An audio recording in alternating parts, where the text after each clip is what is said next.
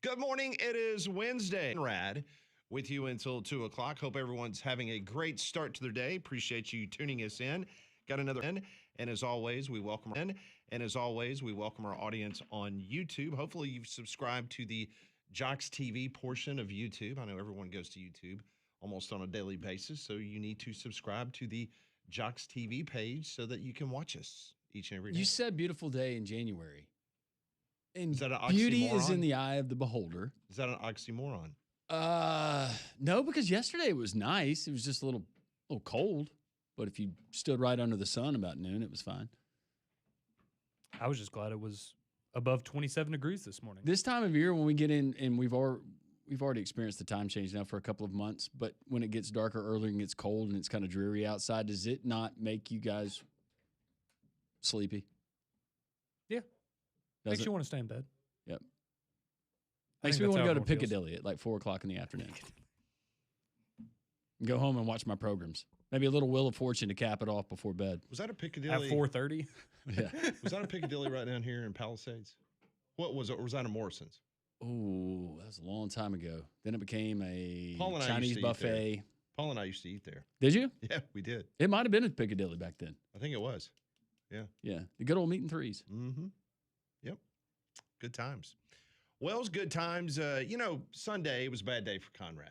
It's a bad day for a lot of Alabama fans. You're coming off a disgusting loss to Texas the night before in basketball. You get bad news about Cam Coleman. You get bad news about Hollywood Smothers. We know things are kind of turning around for Alabama. Got a big basketball win last night against Mississippi State on the road. That's huge. Anytime you can get a win in the SEC on the road, that's big. And then all of a sudden, you got another player out of the transfer portal. You get good news this morning that two of your defensive stars have announced that they're going to forego NFL opportunities and they're going to come back to the Tide. So I think the tide is literally turning for Conrad and Tide Nation. When do, because I know the game's on Monday, can you go ahead and buy 2027 National Championship tickets now, or do you have to wait until the game's over on Monday? Oh, pump the brakes there, champ. Feeling that good about it. I was just asking for a friend. Uh, I just wanted to go in general. I didn't. Is he an IU fan? Probably should be. All right, so Bama gets some good news this morning. Matt Zenitz from CBS Sports, he's reporting that Keon Sabb and Yanze Pierre are both coming back for the Tide. That's big because – especially Pierre. Yeah, on top of that, I will just tell you, there were some rumors a few days ago that there was going to be another defensive star, a defensive line star on Alabama that was going to go in the portal. And so a lot of people around the program, they literally were trying to figure out, okay, which other shoe is going to drop. And there were people, Conrad, that were concerned that it was going to be Pierre, but it ends up it's Renaud who ended up going into the portal, not Pierre. Yes, and first off, you're certainly glad that Pierre came back. I mean, he led the team in sacks this year. He was absolutely fantastic. And Jordan Renaud, I mean, he played a role this year, right? Especially when LT Overton was dealing with his issue, his medical issue. He kind of filled that role at the bandit spot. And so, I mean, again, he was a guy that was a contributor, probably in line to get more playing time, have a bigger role, maybe even be a starter this year. But it feels like maybe whether it's guys that they brought in through the portal or somebody they're still waiting to bring in, or maybe one of the younger guys behind him that's developed, that I guess they felt like they had that position filled. And good luck to him. I mean, he's been at Alabama for a few years now and really hasn't gotten that time to start, and he wants that opportunity, so good for him. But Pierre, that was a big one to keep, and I think that would have been all the goodwill from yesterday. If Pierre had decided to go and leave, you would have run right back in the doldrums for Alabama. Both Sabb and Pierre, they were given day 2 draft picks. That was the information that they got from the NFL. So that's a smart financial decision for them to be able to come back. So that's big for Kane Womack's defense for 2026. They also picked up a player out of the portal on yesterday, former Parker High School defensive lineman Caleb Smith. He commits to Alabama. Smith is listed as 6'5", 270 pounds. He did not play for Washington during the 2025 season. He was redshirted. He will be a redshirt freshman at Alabama in 2026. As I mentioned, he's a Birmingham native, played at Parker. He was a 3-star recruit in the 2025 class. He was the number 33 player in the state and chose Washington over Purdue, Georgia Tech, and Oklahoma State. of course, they're not in my classification, so I don't get to see a lot of the 6A. Mm-hmm. We did play Parker a couple years ago in a spring game, and I cannot remember if he was on that roster when we played them. Did you call any Parker games the last couple of years? No, I didn't. But just knowing something about the program, we know that. Oh yeah, they got loaded dudes. with talent. A lot of dudes. You look at was it Offord last year that went out to Oregon? Yeah. You got Jordan Crawford there on the defensive line at Auburn. This kid, and there's a lots of countless I others. was gonna say he was on that because they played Mountain Brook, and I remember him on that team. And I'll be honest, he didn't stand out like Jordan Crawford did. Yeah. Obviously, somebody that had a role and played for Jordan Auburn Crawford this year, but that's a different level of human strength. he's also massive. Yeah, just massive. And by no means, I'm not a draft expert. Just been around this for a minute or two, watching some film of Smith working out his 6'5" frame. It looks like he could add some more. Well, he looks like an individual. He is like a clump of clay. Mhm. And you get him into a program like Alabama, I think you can mold him and sculpt him into what he potentially could. I think he has the measurables. Yeah. Just still looks a little awkward. He looks like a 2027 guy. Yeah. You're going to develop him this year and hope that he can Yes. play a big role for you a year from now. Yeah, by no means am I saying that he doesn't look like he has talent. I just saw a video of him, working out in a, at a facility with other football players, doing agility drills and things like that. And he just looked like, not as fluid, but that's fine. And some of the guys that their body types, everybody doesn't grow in the same period of time. And some of these guys, they're still growing, but 6'5" on the defensive side and 270. Doesn't it seem like every edge defender we see now is at least 6'5"? Mm-hmm. Yeah, and then you watch him move, and you're like, somebody that big should not be able to move that well. But yeah, I mean, I think that's nice. 350-pound defensive tackle chasing down a running back. Yeah, it's terrifying. But you got Devin Tompkins from USC, so maybe that's your bandit this year, and then Caleb Smith in 2027. Yeah, I don't think it's ever bad when you get a guy like that. No, hey, he was in the top 1,600 people in the transfer portal, Andrew. That's the top half. And he was not from Carson Newman, so that was another win. Or New Haven. And he's not a tight end. That's another win. So an interesting article came out yesterday afternoon about Ty Simpson, and I know the morning show has been talking about it. It's just kind of, once it's confirmed, we've been hearing these rumors the last couple of weeks of what Ty Simpson potentially could make if he decided to forego the NFL and come back for another season. But Chris Lowe had an article on On3, and in the article, it lays out that Tennessee, Miami, and Ole Miss were all offering $4 million for his services to be quarterback.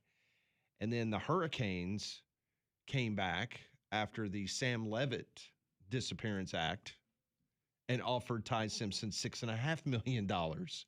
And that's more than Carson Beck is making this year. And he took him to the national championship game. So $6.5 million for Ty Simpson to be the quarterback for the Miami Hurricanes. And this was the quote that Ty Simpson gave to Chris Lowe. He said, Miami was kind of like, all right, we're moving on. And then they lost out on Sam Levitt and came back with that big number. And then Ole Miss called again and said they could match it. Yep.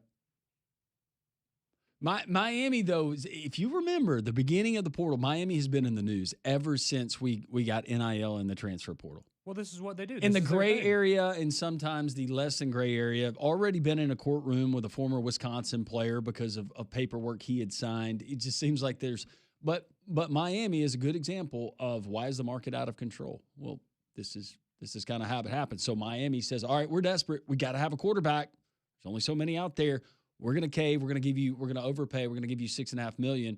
And then Ole Miss says, hey, by the way, we can do that, I guess, if Miami can do that. And then you get what you get. And to be fair to Miami, what have they done the last 2 years? Cam Ward going to the NFL. Nope, we're going to pay you. Come out for another year, first overall pick. Carson Beck, going to go to the NFL. Now we're going to pay you big money. They're playing for national championship. So this is what they do. They go for these guys that are maybe fringe prospects in the NFL and say, let's throw a bunch of money at you, give you one more year, and have a good run at it. But I guess Ty wasn't interested in that. So weeks before he officially made his decision, the people that I was talking to in Tuscaloosa and around the program, they kept telling me Ty will not come back and play for another school besides Alabama. And I said, really? No matter the money? And they said, no. He cares too much about his legacy. In the quote that he gave Chris Lowe, he says, I just couldn't do it because of everything I stood for and what Alabama had meant to me and the legacy that I built there. See, and I still I appreciate it, and I don't fault any of these kids for pursuing opportunities and not going the route of Ty Simpson. But I do think it is refreshing to see a guy like Ty that says all of those things. And it's now it's so rare in college football and college athletics. He waited his turn. Didn't complain. Mm-hmm. He wasn't a problem in the locker room. Waited his turn, kept doing his job every single day, being a good teammate, being a good just a good guy around that building. And to see it pay off for a guy like him, and that's why I really, really hope that he gets drafted in the first round, because I think it would be a great example to others. It would, and it would be a great recruiting tool for Alabama as well. As, hey, you want to wait your turn, come here for a year, you could be a first-round pick in the NFL draft, right? It's worth waiting your turn and all that. So it was nice. I shed a tear reading that article last night. But one thing's for sure, Molly, this was a lot of money, whether it's $4 million to a couple schools, and then it got to $6.5 million according to Ty Simpson, both Miami and Ole Miss, which makes sense because Ole Miss got bad news on their quarterback that they probably were going to be paying close to that number for Chambliss to come back. So they go, you know what? We got the money in the hopper. We're already dedicating that money to a quarterback. So why not go to Ty Simpson? But we asked the poll question today in regards to Ty's decision. Yeah, like Pat said, Ty Simpson was offered around $6.5 million to bypass the NFL draft and play for another team. So we ask, would you have made the same decision? Yes, because of legacy and loyalty, or no, because that's life-changing money? And it's pretty close right now, but yes is winning with 52%. No is with 48%. All right, so that means that right now the majority of our audience, they would have gone the same route as him, which is bypassing the $6.5 million to try your luck at the NFL draft and not quarterback anywhere else but Alabama. I'd take the money. I'm being honest. I'd go back to college for a year. You manage that money the right way, you're good. Well, that's why I appreciate it, because I can see myself taking the money too. Would you take the money, Molly, or would you come back? I'd like to think I would come back, but at the same time, that's a lot of money. If I'm that distant cousin that Ty at a family reunion said, hey, you know what? When I get that first contract and I get paid, I'm buying you a house. I'm paying off your mortgage. I'd be a little bit nervous right now if I'm that relative. Yeah. But Ty Simpson obviously feeling pretty confident. Also, if you go to Miami, like, okay, maybe it does tarnish your legacy a little bit because you chased the money and left Alabama. It's not like going to Tennessee, though. I feel like that's Miami, though, it would be hard to get away see, from. that would be a no way. No way. Don't ever come back. People would look at him like Lane Kiffin. Don't ever come back. But Miami, it seems like it's kind of its own country. Well, yeah. Kind of. Yeah. Okay. Didn't mean it that way, but yes, that way as well. Yeah. Double entendre there for Landrum Roberts. Thank you. But, a couple years ago when Nick Saban stepped down, they were all in on Jalen Milroe. That was the huge offer. They were trying to get Jalen Milroe to come to South Florida. And once again, Jalen Milroe decided, hey, look, I'm a team captain. I care about my legacy. And so, I'm going to come back, to Alabama. And that's exactly what he did. If we're going inflation, all these reported numbers for a quarterback to play one season, think about Drake May, because he reportedly got $5 million offered to him how many years ago to play 1 year? About 4 years ago. So at this rate, Drake May, that might have been $10 million to play one season of football. Well, and look at where he is now. He's doing pretty well for himself. I think there's a reason that Miami was also in the running for Drake May. So was Alabama. They were. So, I understand the way the world works now. I really do, in the world of college football. It's just so funny for those of us that have covered the game as long as we have and remember the old days where literally if a coach was walking down the hallway in high school and they accidentally said hello to a prospective student athlete, that school got nailed by the NCAA. They got put on probation. Meanwhile, you have got multiple SEC schools, because Ty Simpson did not officially sign his paperwork to the NFL till yesterday, right? Mm-hmm. You had multiple SEC schools openly give him offers of millions of dollars to come back, and nobody considers that tampering. I'm telling you, it's crazy, Pat. I was at a practice, saw a cell phone before the start of the season of a player who had just been contacted that morning by a member of an SEC football staff trying to find some depth. fall practice. There's no rules. Texting the kid directly. And so what do you think the kid does? The kid actually trusts his coaches, and he goes, what do you think about this? It's just funny. I mean, that, again, 2 member institutions in this conference contacted the starting quarterback at the University of Alabama. Doesn't matter. Before he signed his paperwork and offered him millions of dollars to go to Tennessee or to Ole Miss. And meanwhile, the commissioner won't do anything. There are no rules. There are no guardrails. You can do whatever you want to. But by golly, let's make sure we get that strep test from Trinidad Chambliss back at Ferris State. Yep. Make sure that he had strep or tonsillitis or whatever he was dealing with. It's all messed up. But I do understand the rule. It's a lot of the NCAA rules, they seem so petty and so stupid at the time, and some of them do still now. But you know why the whole no contact passing someone in a hall? Because, Pat, you know, Coach, you bump into a kid who's a high prospect. What are the chances that guy's going to go, oh, Yeah, just like keep on walking? talk. Yeah. No. That's Yep.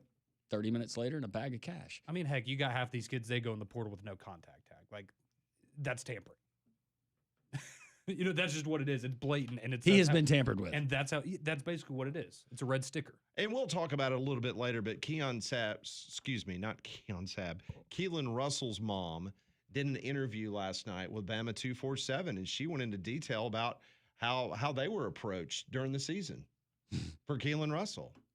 Not that it should shock anybody. That South Carolina coach on the field after the game? Well, she didn't mention that, but she just made it obviously very apparent that we remember that her son had been contacted, and they love Kalen DeBoer. We'll get into that a little bit later. So he just loves the Tide. Yep, loves the Tide. Brian Edwards will join us at 10 Tide's big win against Mississippi State. Sean Fox, our good friend down in the boot in Louisiana, he is going to join. We'll get the very latest on Lane Kiffin and the transfer portal king. He is weaving his web of deceit and no down there. And Trey Wallace from Outkick will join us at 12:30. So a very busy show. We welcome your calls, your texts as well on Jocks.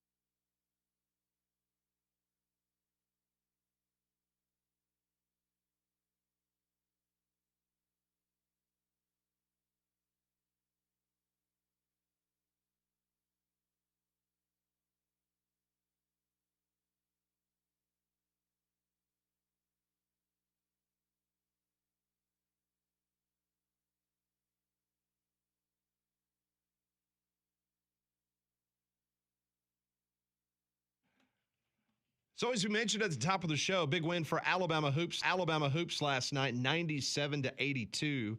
LeBaron Feilang, 3 minutes. Career high 22 points for Aiden Sherrill. Boy, this was it was a lackluster start at the beginning of the game for Al. Looked good at all, but they had a 17-3 run late in the first half, really turned the game around. The Tide scored 60 points in the second half. That's the 9th straight win against Mississippi State. That's the second longest streak against any SEC opponent. They've beaten South Carolina 10 straight times. So the Tide now 12-5, 2-2 in the SEC. They're off to Oklahoma this weekend. And then they get a much-needed week off. They will not play a midweek game. They won't play until Saturday. Well, flu season is here, so make your home healthier with Trane's Clean Effects Home Air Cleaner. It removes up to 99.9% of airborne particles, including those that cause virus. It's 100 times more effective than standard air filters and 8 times more effective than HEPA room filters. So go and find a dealer near you at Trane.com. So Florida took out Oklahoma last night, 96-79. Meanwhile, it was a double overtime game in which Tennessee wins 87-82 against Buckyball. What a game. Texas A&M was an 11.5-point underdog at tip-off. So if you had the Aggies last night, like I did, and the 11.5, I got a little concerned there once they got into like the overtime period, because you've seen that happen before in overtime. Just ran out of gas. Yeah, you just all of a sudden it's like, oh my gosh, and then they start fouling, and then people hit their free throws, and then all of a sudden it's, a backdoor cover for the home team. But fortunately, Texas A&M did cover. It was a rough night for Paige. That was hard for her to stomach. That was the first loss in the SEC. They're not going to fire him after that. No, he'll be fine. She's still got her timeshare in College Station. It'll be fine. So tonight, Auburn is at Mizzou. That's a 6 o'clock tip-off. You can hear the game right here on Jocks. Auburn, of course, coming off their impressive 22-point victory over Arkansas. Keyshawn Hall, if you have not been paying attention to what he's been doing, he is putting together an All-American season. I mean, you think about what he's been able to do. He has averaged, last week, 32 points, 7 rebounds, 4 assists, 2 blocks in 2 games. He's averaging 21.7 points per game. That's the 12th most nationally, 2nd most in the SEC.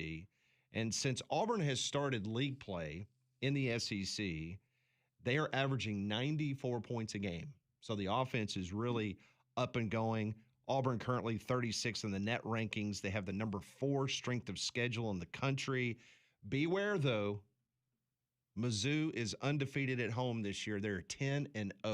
No, they are. And you just mentioned the scoring has not been the issue for Auburn this year. It's been getting stops, and you saw them kind of buy in. And Stephen Pearl, you saying that he really got on to him after the first 2 games, and we're going to keep getting better, and the wins will come. It felt like something shifted. Now, I know they were playing at home against Arkansas, but it felt like that team had finally bought in. They were doing what they were coached to do. So I'm very interested to see tonight. I kind of like Auburn in this spot, but it's a tough place to play. Very tough. And Mizzou's a good basketball team, and they're coming off a win against Kentucky, so we'll see what happens tonight. Again, you can hear the game on Jocks. Other games, because there's 5 games total in the SEC tonight. Ole Miss at Georgia. You got Kentucky at LSU. That's a 6 o'clock tip. And then at 8, a pair of games. Number 11, Vandy against Texas. South Carolina is in Arkansas taking on number 15, Arkansas. UAB tonight, big game down in New Orleans. UAB 2-2 in the American. They're 11-6 overall on the season. Blazers coming off their impressive overtime win. Tulane has won their last 5 games. They're 3-0 in conference play. UAB's had good luck against the Green Wave. They have won 3 out of their last 4 games against Tulane, 13-2 in their last 15 against Tulane. It's pretty good. So we'll see what happens tonight. Tip-off is at 6:30. Pregame show over on our sister station, Jocks 2 100.5. That is at 6 o'clock. So we got a lot of really good basketball tonight that we can follow. Yeah, and the Blazers, they've done some things on the road, so maybe tonight is a recipe for success, getting that win. Been getting some texts from folks wanting to know if there's any other portal additions that we can tell them about. And I will just tell you, like we mentioned yesterday, you're going to start seeing it slow down to a snail's pace in regards to what's happening, because right now Auburn is standing firm with 24 portal additions. Meanwhile, I think Alabama's number, Conrad, is that right up to 12? Is that right? It's like, 11, 12, something like, I think, yeah. Okay. Smith might have been 12 yesterday. Okay.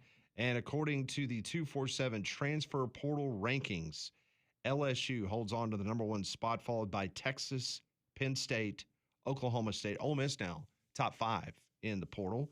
Kentucky at 6. Will Stein doing a pretty good job. Of course, they've got 26 kids out of the portal, so that will help. They're going to be interesting. Texas A&M 7.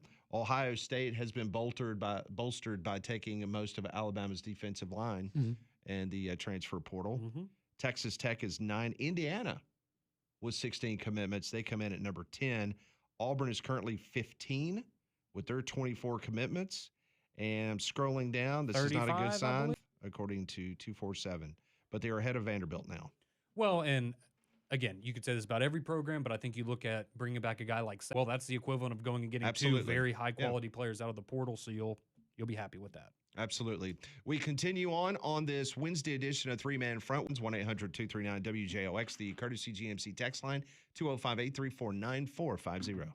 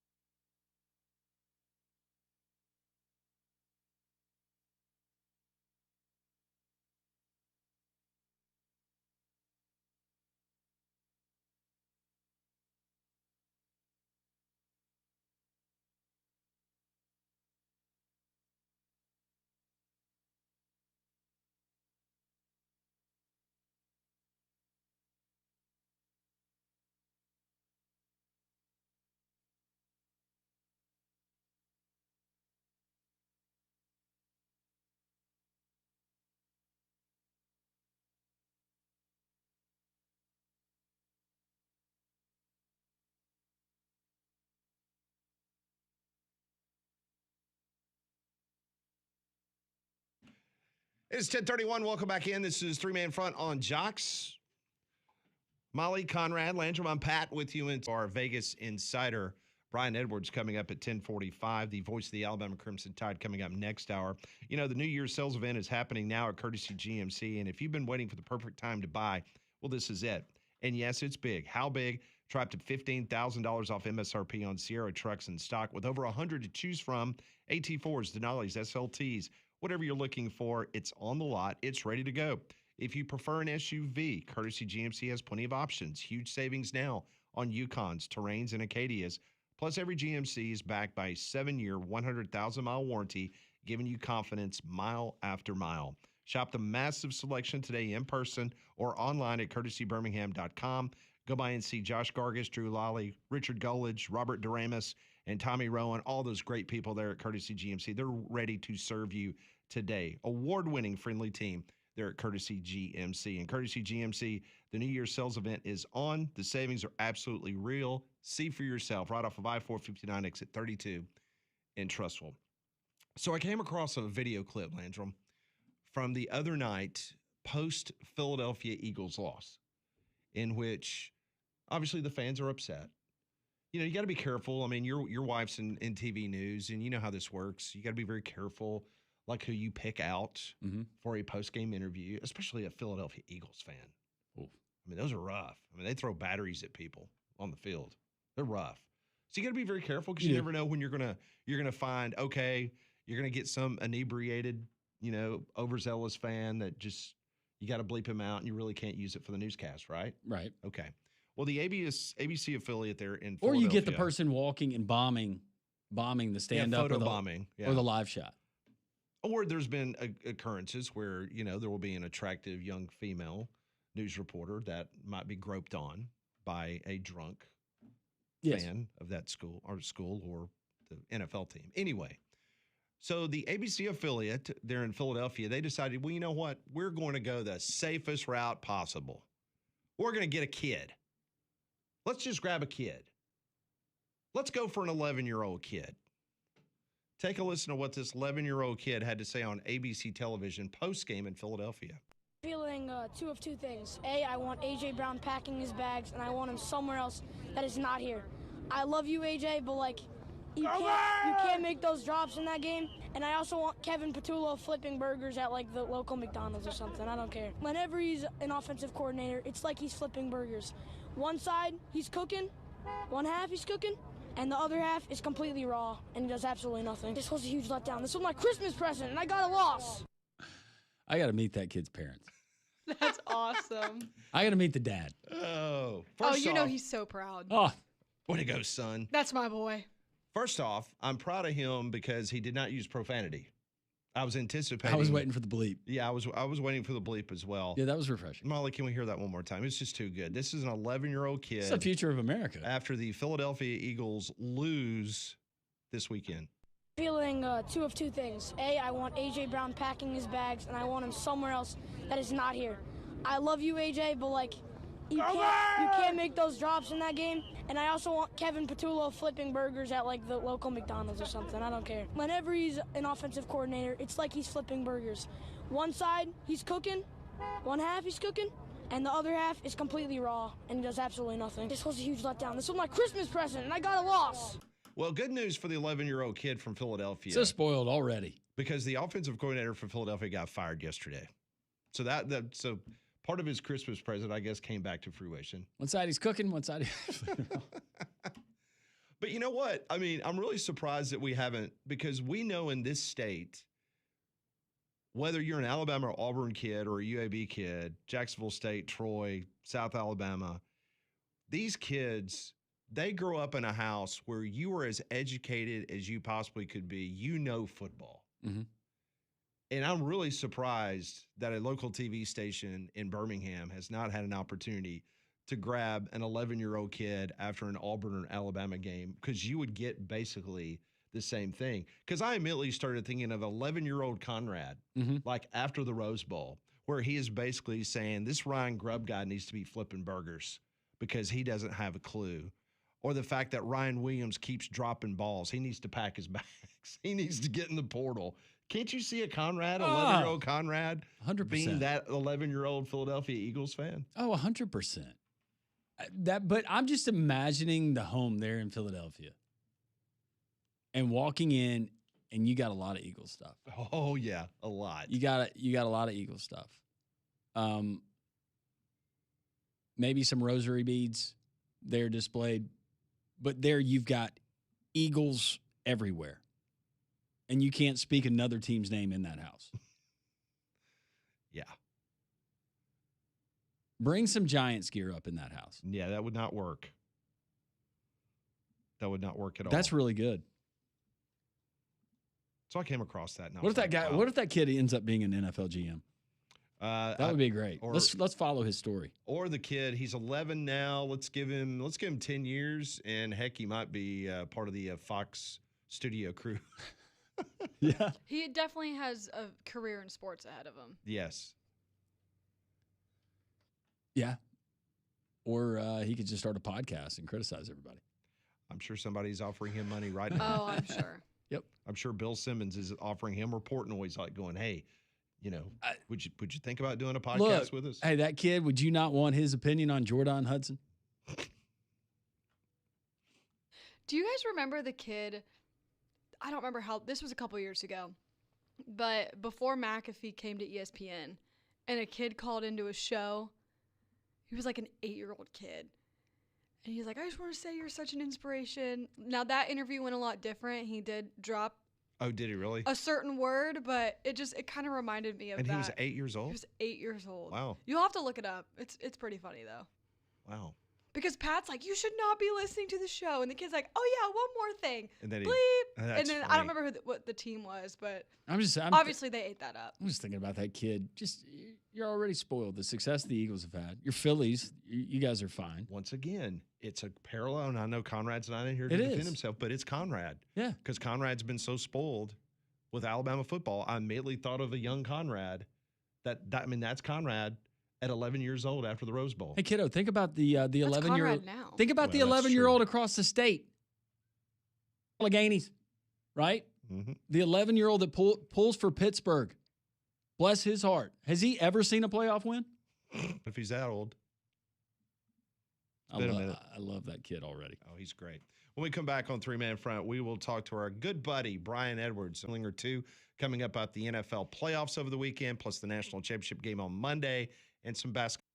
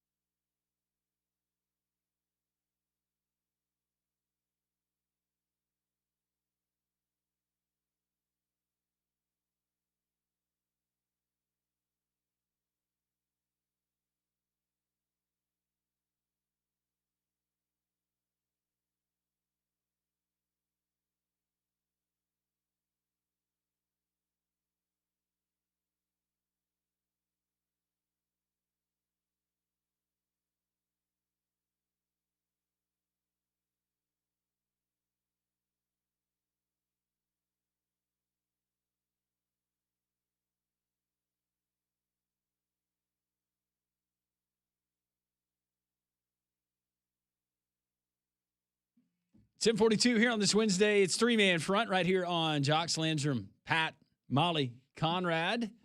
Brian Edwards, our Vegas Insider. I want to tell you about the Finnick this afternoon around about 5:30. You can get to the Finnick, 1630 2nd Avenue South. They got live acoustic music for your happy hour early pleasure.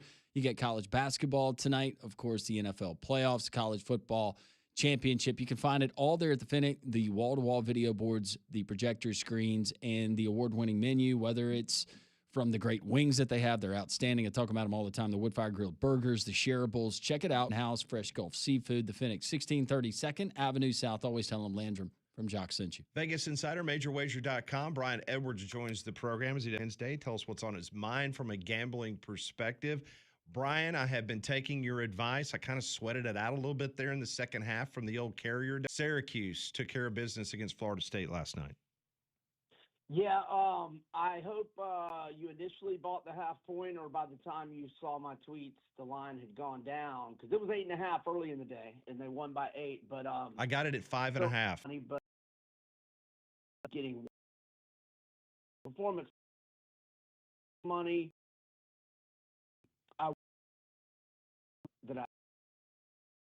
so it worked.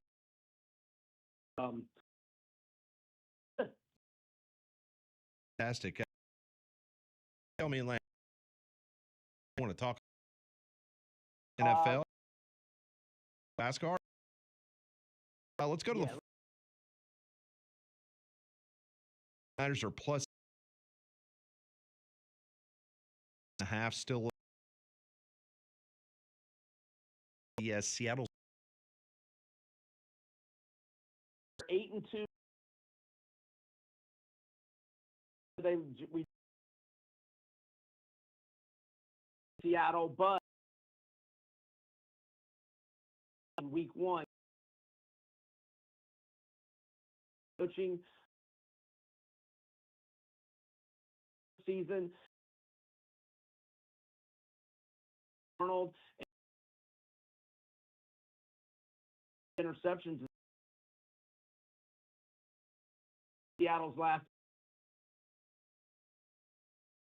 against Bo Nix. Sign me up for the Bills, who are playing good ball. I mean, they are, 6-1 in their last 7. The only loss by 1 to the Eagles. And Josh Allen had a throw there late in that game he'd love to have back. But I think Allen will his team to victory just like he did last week. Give me the Bills, pick them +1, or even if they were -1, that's fine too. So the other night, that was a really, if you love defense, especially for the first 3 quarters, the Steelers and Texans, that was your game. And the Texans, they were able to find some offense, get a big turnover. Rodgers was pretty putrid there throwing the football. And so they move on. They're taking on the New England Patriots. The point total is 40.5, and the Texans right now about a +3 or +3.5 at New England. Do you like the side or you like the total here? I like the side. I like the Texans to win outright. I think the Texans have a great chance to win the Super Bowl. Oh, wow. Now Stroud's got to play better. I mean, my goodness. Yeah, you can't turn the ball over. Yeah. He was awful for 3 quarters. I literally, and I was thinking to myself, even before he hit that long pass on 3rd and long, I was thinking, and look, I'm not a Davis Mills guy by any means, but he did play pretty well in a couple starts. I remember he led them on that big comeback at Jacksonville. I was thinking, yank C.J. Stroud. He was so bad the other night. And they still win by 24. That's how nasty their defense is. Texans went outright on account of their defense. As long as Stroud doesn't turn it over 3 or 4 times. He can turn it over twice and they'll be fine. Just don't destroy them, Stroud. I like the Texans. Our Vegas Insider Brian Edwards joining us on three-man front and joins us on the Higginbotham hotline. We got the national championship game, Indiana, and they're playing so well. It doesn't look like anybody can get in their way. But that is the perfect setup typically when the public money is all on the favorite, Brian, that you say, maybe a stinky fish. What says you?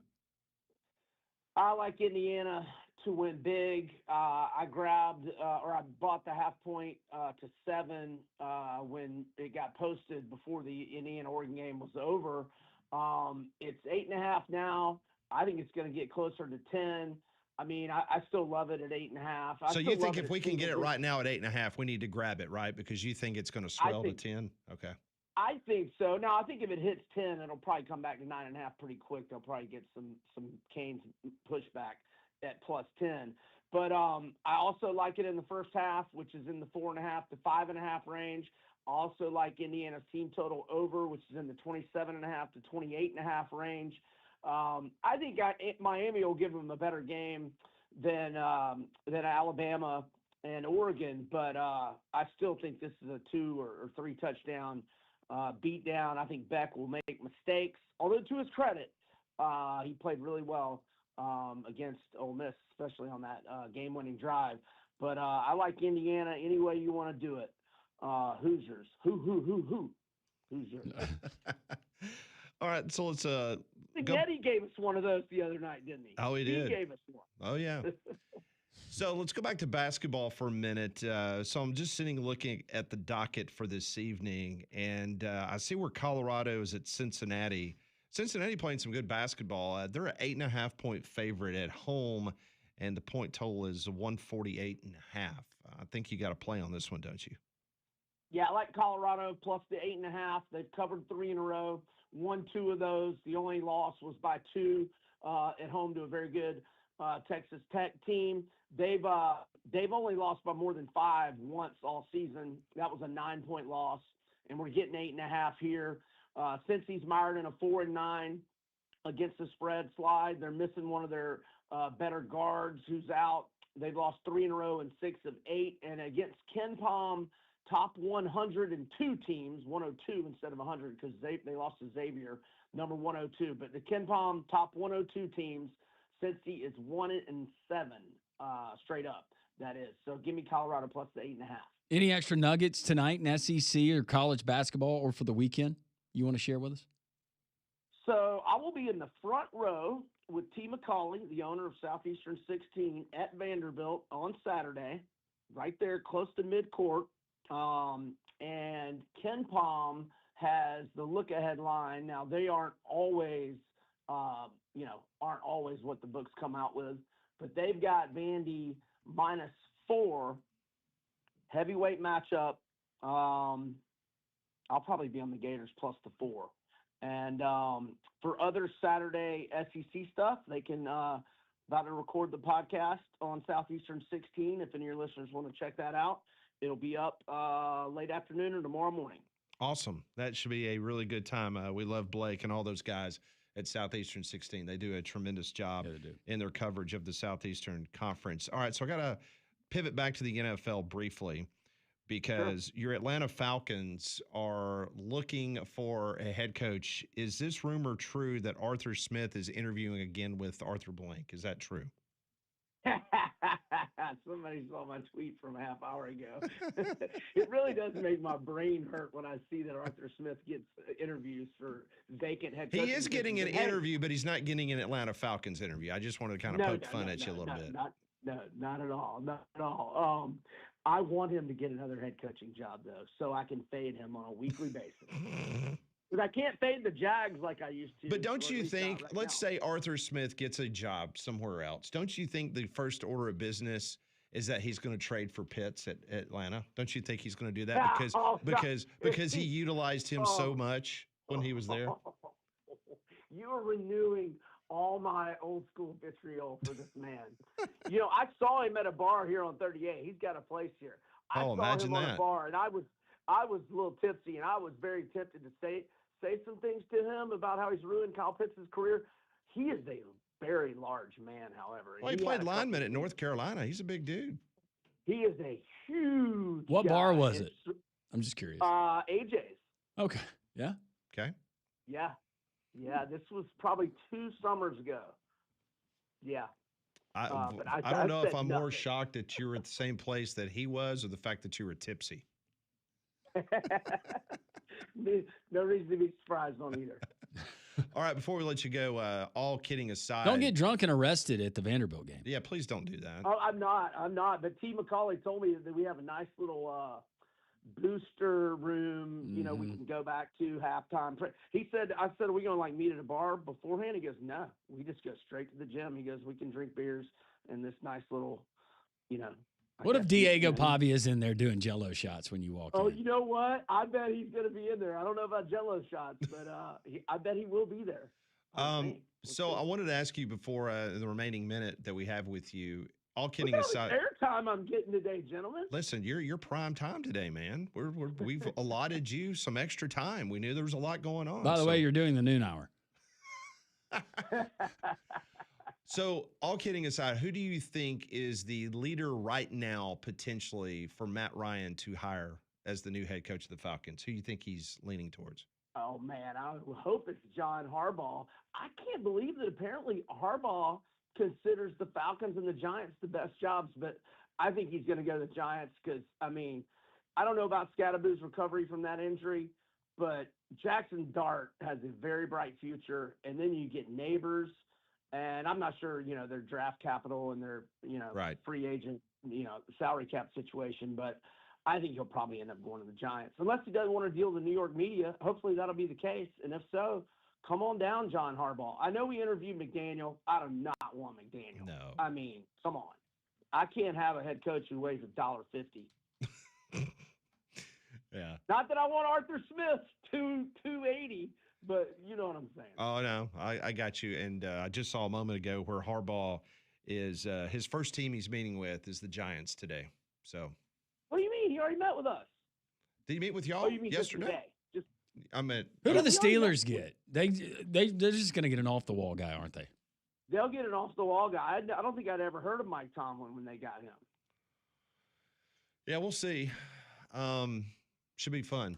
Hey, I hope they go Arthur. Actually, I've always kind of sort of liked the Steelers, so I really don't want them to go Arthur. I want Arthur to go to the Titans because they loved him as an OC. Yeah.